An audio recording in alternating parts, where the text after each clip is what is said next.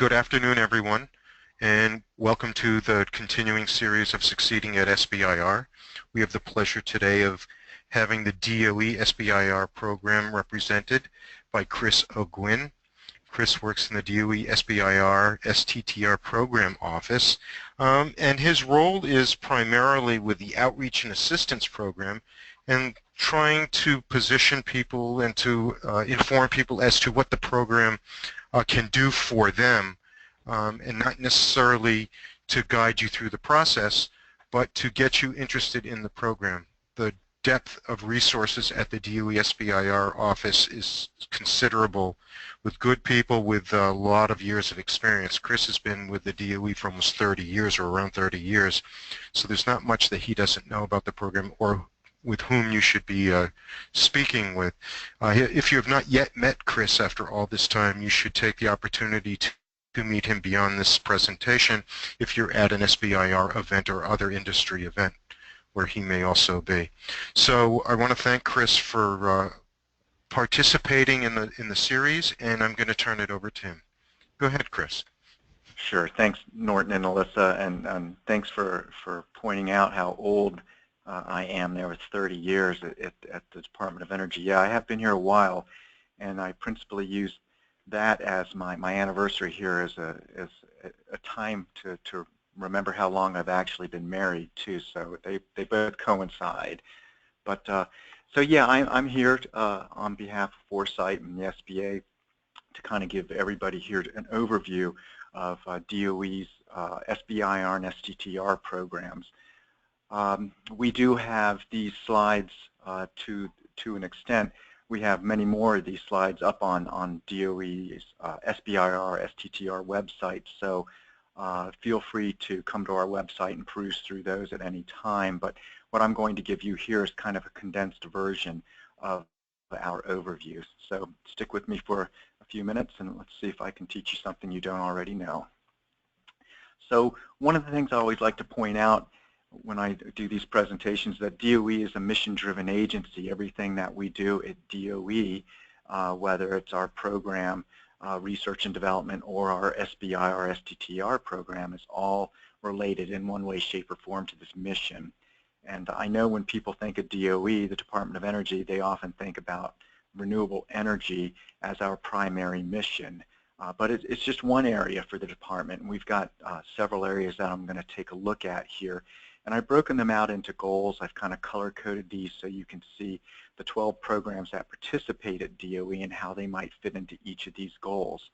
Those first four green boxes that you can see up there are all programs, and they're all about transforming the nation's energy systems.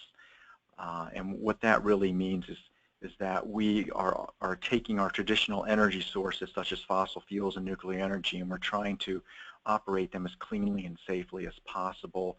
And we're also trying to make sure that we use our energy as efficiently as possible, and that we bring on renewable energy sources as we see as it fits the nation's need. And also in this bullet is the Office of Electricity Delivery and Energy Reliability, and they're responsible for the grid that delivers much of our energy, and they're responsible for modernizing that grid and bringing new technologies on board as the system's able to handle it. The second goal there relates to the blue goal is all about our science and engineering, and so DOE plays a huge role in funding basic science research and engineering, and you know, we're responsible for funding elementary particle nuclear physics, fusion energy, high energy physics, but we also are a huge funder of chemistry, material sciences, biology, environmental science, including climate change research, and advanced computation. I will say 2/3 of the departments, or I should say, let me back up, 2/3 of the SBIR STTR budget at the Department of Energy is funded by these 6 programs that you see here.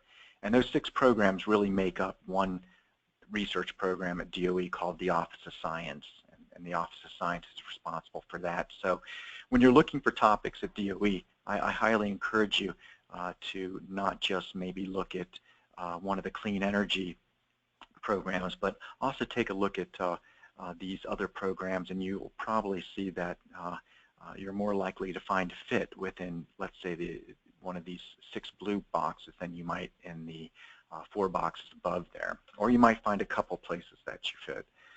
The last goal here is our what I call our legacy goal. And DOE used to be all about providing and manufacturing all of the nuclear weapons that the Department of Defense deploys around the country here. And we no longer are responsible for manufacturing these weapons. We are just managing the stockpile. But the vast majority of the Department of Energy's budget goes into Goal 3, which is remediating the environmental and restoration efforts that take place throughout the country where we used to manufacture these weapons. However, what I'll point out is those 2 boxes at the bottom, defense, nuclear nonproliferation, and environmental management, are only small. They're small players in the SBIR, STTR program because for the most part they are exempt because of their defense-related activities. But they do put some topics out there that I think you might, that are of great interest to many small businesses. And I'll cover some of these programs here to give you an idea in just a few minutes about what they are all about and some of the research topics that are available there. So in a nutshell, this is what DOE SBIR, STTR is all about. I always say we're a competitive grants-driven program. We do put grants out there, but we do not just give you a grant if you submit an application. It is highly competitive, and depending on the program, and for example, the Office of Environmental Energy Efficiency and Renewable Energy is a very popular program, and that program receives a lot of applications, and so we receive many more applications than we can fund. So it is a highly competitive program. We're similar to most of the other agencies where we have a phase 1 and we have a phase 2. What makes us a little different is that our phase 1 topics can be funded anywhere from $150,000 to $225,000, and that's really to work on your proof of concept. We are changing something with our program. We've gone from a 9-month project period up to 12 months now, so you can use the funding that we provide here over a 12-month period versus just up to 9 months.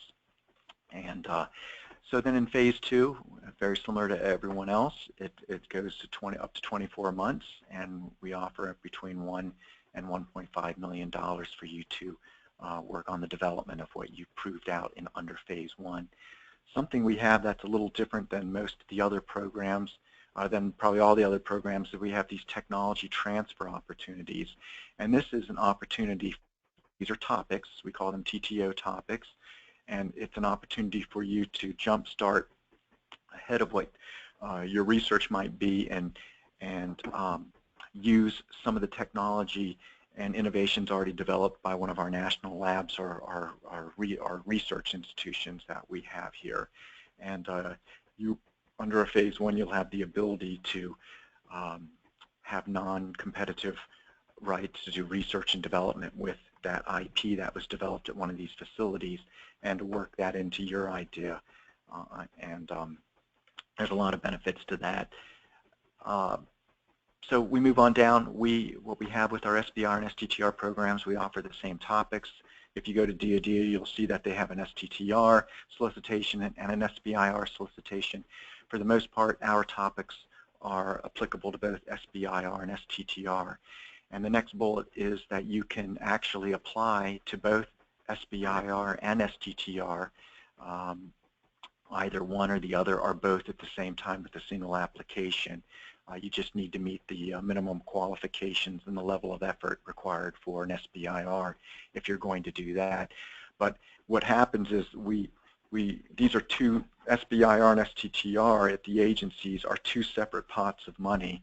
And if we fund all of our SBIR firms and we still would like to fund you and you're eligible for STTR, there's a good opportunity that we might be able to tap in to that pot of money to fund you. So it's something to consider. And then in phase 2, what happens is you can change back to an SBIR from an STTR. So you can change your level of effort and your team members and however you might want to work that there, so there's some flexibility for you. What I wanted to point out is that we do what we call phase 0 assistance. It's pre-application, pre-phase 1 application assistance, and I have a slide, I'll talk about that. There's a website for you to click on. It's a very good site, takes you from soup to nuts on how to apply for an SBIR or STTR DOE. We have a phase 0 assistance program where we will provide you hands-on support if you are from one of our underrepresented groups, and that would be from one of our 25 underrepresented states. One of those you are a woman or minority-owned firm. And I'll have that list a little further down the chart as well, I believe. But we do offer commercialization assistance in both phase 1 and phase 2. So if we look at that first goal, which was clean energy technologies, the programs that participate in this, again, are those 4 programs that we initially saw. They were in green boxes, but these are the 4 programs. And the Office, as I mentioned, of Electricity Delivery and Energy Reliability is all about modernizing the electric grid. Some of the topics that they do put out there are for grid storage needs and other renewable energy technologies such as batteries, that compressed air, hydropower. They're looking for various technologies, and they're all related to the grid here. Smart grid technologies. The Office of Energy Efficiency and Renewable Energy, which is our most popular program, is all about producing the way we produce energy more efficiently. And some of the areas that they are involved with are, they're looking for more efficient buildings, building envelopes, HVAC technologies, solid state lighting technologies. They're looking for more efficient vehicles.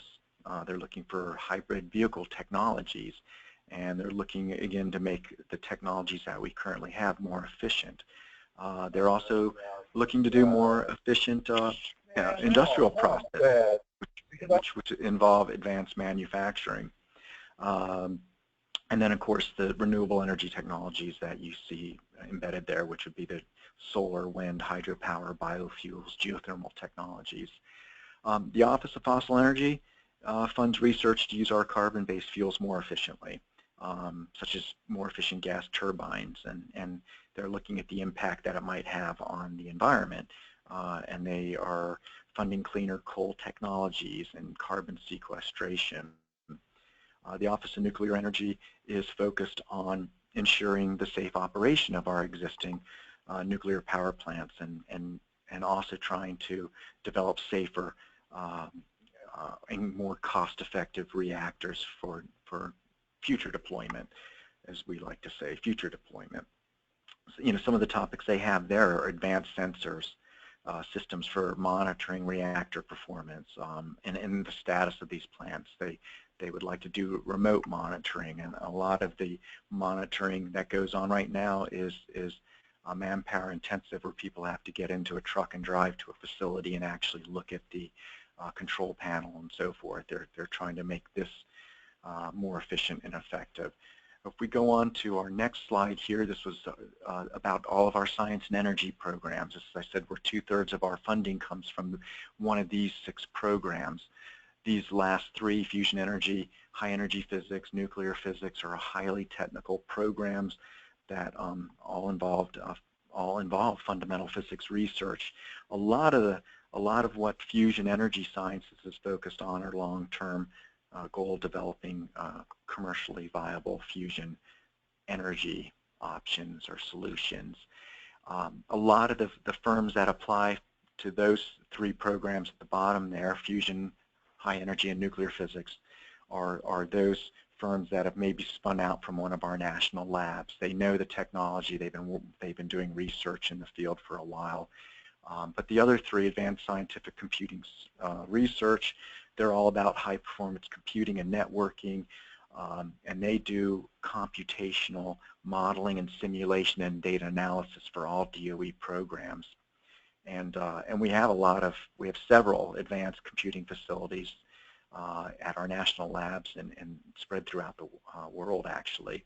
So they're all about deploying high-speed networks and utilizing high-performance computing capabilities, and they also get involved with advanced manufacturing.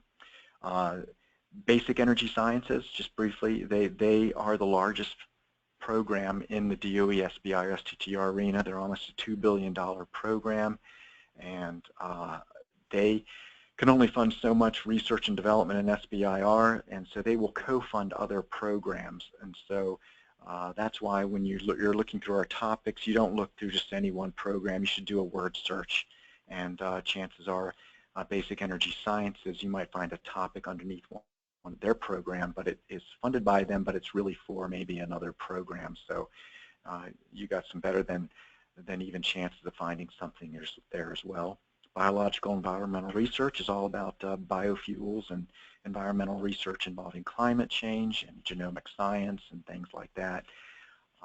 And then just to continue moving on, as I said, our legacy goal is all about detecting and preventing the illicit transfer of nuclear materials and weapons into our country, and also for remote detection of nuclear detonations. And that's a space-based applications that they're doing there for monitoring that. But there's a lot of sensor technology that you'll find in these areas here. So if you have any type of sensor technology you're looking to get funded, you might find something that can apply to one of these programs here. So about the DOE SBIR and Sttr programs, in terms of what we do, we release topics twice a year. We have a phase 1 release 1, and then we have a release 2 done later in the fall. This phase 1 release 1, we're about to release these topics, and I'm going to go to the next slide here and show you that what we have here is on Monday, July 18th, we have a whole new set of release 1 topics that will be available. If you're not on our mail list, if you are on our mail list, you'll receive a link to those topics, but be sure to come back to our website on Monday sometime after 12 Eastern time, and probably closer to 2, I believe, this year. And you'll find our new topics for that. But we offer webinars, we offer webinars for our topics, we have webinars for our funding opportunity announcements, and we also offer specialty webinars in terms of how to prepare an application. So you're going to want to take a look at our website to see what you look at the free registrations that you can get, and listen to these topic managers discuss some of these topics if you're interested in that. And then in October we have our release 2 topics. You can see on October 31st we released those, and you'll see that those 8 programs at the bottom are the ones that participate. So if you have a primary interest in electricity delivery and energy reliability topics, that's where you're going to want to look for. You're going to have to wait till October to see what's probably available there. So as we move on, people always want to know, what are my chances of getting a phase 1 award? And I would tell you that it's currently about a little less than 20%. And if you look over to the left, you'll see that another 16% are actually recommended for funding, but they're not awarded. And it's because let's say a topic had 10 proposals that were recommended for funding, but the program only had enough to fund 3 or 4 of those. And so we will begin to let you know that you were recommended for funding but not funded, and so you can revise based on reviewer comments in accordance with that, and maybe successfully resubmit in the following year if that topic's available. You can see the vast majority, 61%, are reviewed but not recommended for funding, and then another 6% don't even make it out the door for review because there was something with their application that was not right. They didn't include a required element such as the commercialization plan, or they didn't calculate their level of effort right, and so forth and so So if you look at the lower line on this chart here, where it's first-time winners and applicants, first-time applicants winning an award. In 2014, what we were just looking at before was 2015. First-time applicants had about a 25% chance of being selected the first time they submitted an application of getting selected for an award. And it's roughly about 35–37% getting awarded for the first time. Your chances go up. The more you submit an application, the greater your chances of being funded. And people want to know, where do our reviewers come from? Well, 80% of them come from one of our universities or our national labs. We have 10 national labs, and we have quite a few research universities where most of the department's funding goes to, doing research in support of our mission. We reach out to these experts and we provide them a proposal to review. They'll review it. They're not doing it as a panel. They're doing it individually. That material comes back to us in my office, and we will go ahead and coordinate that with the programs. It's not a panel review. So our Phase 0 assistance program, if you're in one of those 25 states there, you can see on the first bullet under goal, you are eligible for assistance in that. For one of those services below there, we will provide free to you, at no cost to you, if you're in the program, assistance with writing a letter of intent. You cannot submit to the DOE unless you submit a letter of intent. And that letter of intent is a short abstract which says, hey, this is who I am, this is the name of my company, this is the topic and subtopic I'm submitting to, and this is why I think I'm responsive to that topic. If you don't submit that, you will not be eligible to submit an application to DOE in Phase 1. If you, even if you submit that letter of intent and we tell you, we write back to you, it says it appears that this is not responsive to this topic, you're still eligible to submit an application to the topic. What we'd encourage you to do is get in touch with the topic manager and have a discussion with he or she about why he or she feels that you're not responsive to what they're looking for. Remember, it's just an abstract, so you can't put everything in there. It's not being evaluated rigorously, so it's quite possible you may be working on what they have, what they're looking for, and what might be responsive to their needs. You'll just need to make sure that's highlighted and addressed in your full proposal. So we'll walk you through registrations, proposal preparation, review, and submission, and a few other things there. And so everybody is eligible in that last bullet to go to take a look at that and to apply for it. It's a short 3-minute application to apply for the program. You'll receive an intake phone call from our contractor, and you and this contractor will make a determination as to whether or not you think you might be fairly responsive to what we're looking for. We have something, what I meant to say earlier is everyone is eligible for this right here. This is the online application. Not everybody is eligible for the Phase 0 assistance. You either have to be from one of those states, underrepresented states, a woman-owned or a minority-owned small business to be eligible for actual hands-on assistance. This online application help is very similar, except that we walk you in a linear way from the moment the topics are released all the way to when applications are due. We've got 34 tutorials and over 150 short videos that walk you through the process from registering to talking to a topic manager, picking your PI, putting your team together, determining the level of effort, and how to submit an application. So that website, doesbrlearning.com, is of great value if you're looking for that type of assistance. And then these are the issues that many issues people run into that don't get out. They submit an application, but their application doesn't go out for review, and these are the reasons why. It may not even get through the door. These are some of the problems that people have, and they say, look, I couldn't get in. I couldn't even submit through grants.gov because you did not take care of your System for Award Management, your SAM registration early enough. SAM, the system communicates with the IRS.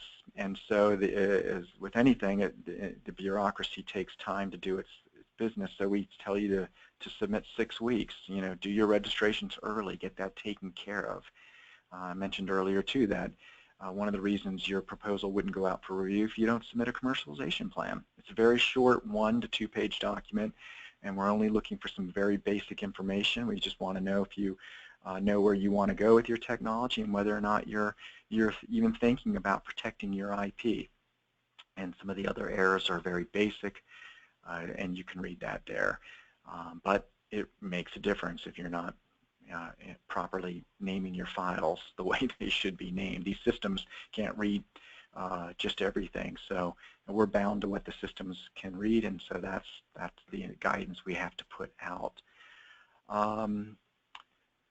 So if we move on, because my time I believe is up here, this is our contact information. You've got our website there. I would encourage you to, on any of our web pages, you'll find on the lower left a link to join our mailing list. We'll send you out information on our webinars, when topics are released, and any other updates that we send in regards to the SBIR Sttr program. You can call that 301-903-5707 phone number on your screen, and somebody will pick up the phone in our operations office, and they can answer just about any question you may have about applying to DOE. They're not technical people. They won't be able to talk to you about the topics. You'll have to actually contact the topic managers. But when our topics document opens up, we will provide you with their contact information so you can contact them directly to speak about your specific ideas, innovations, and technology. I will point out to you, you can talk to our topic managers from the day the topics are released all the way until an application is due, and that will be confidential between you and that topic manager, because these are grants. They're considered financial assistance. They're not contracts, so we're not asking you to deliver anything to us, so we're not bound by contracting rules. So you can have one-on-one discussion with these managers without having us to post questions and answers up on the website there. And Melissa and Norton, that's it. So I believe we had a few more minutes. If anyone had questions, I'll be happy to take a shot at answering them. Great. Okay, thank you, Chris. So we do have a couple questions in here already, and if anybody else has any other questions, feel free to type them into the chat box and we'll get to them as we go along. So the first one is, may a company apply for an SBIR Sttr award for a non-listed topic? Is this something that will be reviewed? No. The short answer is no. No, we don't take unsolicited proposals. So that would be considered an unsolicited proposal in the SBIR program. We don't do that. The DOE does have an unsolicited proposal process, and I think you can just Google DOE unsolicited proposal process, and you'll find the gentleman that takes care of that. You can also send an email and contact us, even at that phone number, and we'll be happy to provide you the point of contact for that. But no, we have very specific topics and subtopics that these folks, that these topic managers want you to address, and it ties back with my first slide, which says we're a mission-driven agency. What you're ultimately doing is supporting this topic manager's role here at the Department of Energy as they do research for their very specific program. And so anybody who submits a good idea, even if it's the best thing since sliced bread, it's not applicable to our SBIR or Sttr program. Okay, great.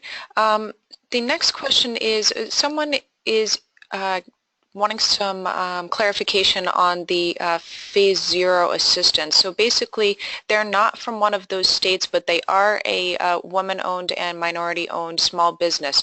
So is it either or situation, or must they hit all 3 points there? No, yeah, that's a good question. It is either. You can be one or more. You can be from one of those states, a woman and a minority-owned firm, or you can just be one of those. And you only need to hit one of those areas. And the big part of all that is a lot of people hit those areas, are qualify in regards to that, but they may not have a specific, they may not have a responsive technology. So that's what the intake phone call is all about. We need to figure out, are you actually doing research and development, and is it something that appears to be responsive to what we're doing? But you only have to be one or the other. Okay, excellent. And we did have a couple people that were curious whether we'd be sending these slides out, and we will. It sounds like we have somebody that'd like to ask a question. Go ahead. Somebody there? I think they were asking if we could hear her. We can hear you. Okay, there's another question here. Do you provide reasons for denial of funding? Well, what we provide back to you is, well, what you'll find in our funding opportunity announcement, and we do have a webinar on that where we'll walk you through the process. What you will find in there are how do we evaluate these proposals. We'll tell you that we evaluate them looking at whether or not it's a good idea, whether or not you have the right team and facility, capability to address what you say you're going to be doing, and then the third is what type of impact will that have on, on our nation if you're successful, or on your market, to be more specific. So we evaluate it based on that. When those evaluations come in and the topic manager is looking at those evaluated proposals, he or she will use one of 6 reasons to, well, they'll say, yes, this is responsive, this is what I'm looking for, it received a high score, this is what I'm scoring it, and they'll go through that process, and then they might put it in their funding pile. If they don't want to fund it, what they will do is they will provide one of 6 reasons on why they don't fund it. For example, if it's not for research and development, if someone is not doing that, they can decline it for that. If it's not responsive to the topic, if there's not enough in the proposal to evaluate, so they will tell you that. If it goes out for an evaluation, we will also provide you the reviewer comments. So we may not say specifically, why it wasn't chosen or selected for funding, but we'll certainly give you the reviewer comments that tell you, specifically what each reviewer, how they evaluated it. It won't be a score, but they'll give you just the comments there. Okay, excellent. The next question is, does a resubmission need to be identified as one? No, it doesn't. What I will tell you is that if you need to make sure that the topic is the same topic, or a topic that your proposal is responsive to when you do submit that. You don't need to say this is a resubmission at all. I'll just stop right there. Okay, great. Another question is, do you provide the instructions that are given to the reviewers, or the criteria, I'm guessing? Yeah, you'll find that in the funding opportunity announcement. You'll also find it if you go to Google DOE SBIR. It's on our homepage there. Not the specific criteria, like criteria. Click here. It's in the presentation that you'll click through, and I think there's like 55 slides there, so you'll have to click through it, and that's probably toward the end. But you're welcome to find it from there, and but you will find it. You'll find what we provide to them. You'll find that in our funding opportunity announcement directly. You'll find that criteria. Okay, great. And it looks like this is the last question here before we wrap up. What is the SBIR funding ratio, I'm guessing, for renewable versus traditional energy topics? Do you know offhand? Well, I do know offhand, but I'm not going to tell you. What we generally just say, look, we have $206 million. What I can tell you is that the renewable, the clean energy technologies, as I said earlier, are highly popular topics. So the more popular a topic, the more applications we receive.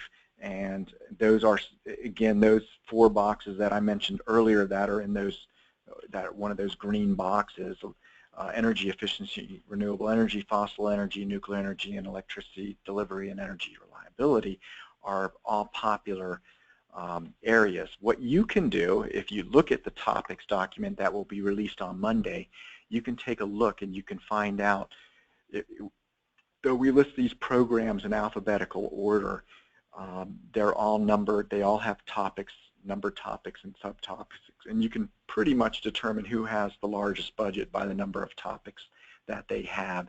So the more funding they have, the more topics they have out there, and that's about as much as I can tell you in terms of the ratio. Okay, wonderful. Well, everybody is writing into the comment bar that they're very appreciative of your presentation, and we thank you for joining us, Chris. And if anybody has any additional questions, feel free to reach out to us, and we'll try to direct them as best as possible.